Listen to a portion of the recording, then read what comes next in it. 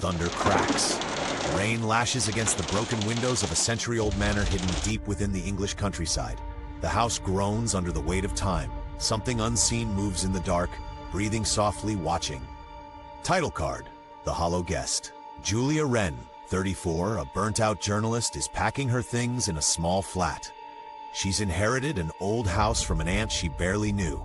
She's heading to the countryside for a break and to clear out the property. To Julia, my only living kin, take what you will from the house, but never open the basement door.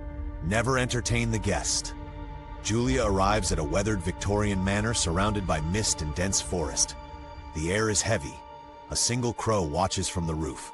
Inside, the furniture is covered with sheets, and the silence is unnatural. Julia explores. A dusty portrait shows her aunt holding hands with a man whose face is scratched out violently. She finds an old diary. It speaks of a hollow guest, something her aunt was afraid of. Diary entry: he came again last night. I locked the basement. I heard the guest whispering my name through the walls. Julia sleeps in the guest room.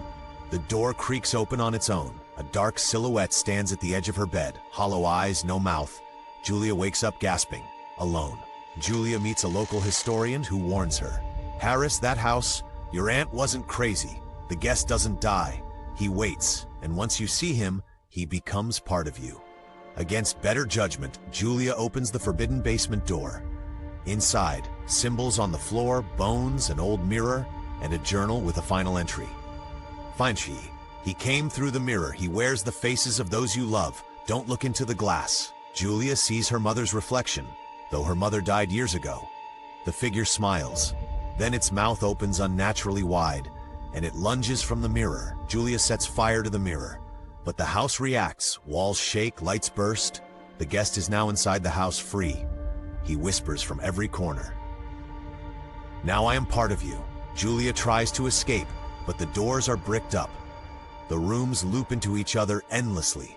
Every mirror shows a different version of her, each more twisted than the last. Julia descends into the basement once more.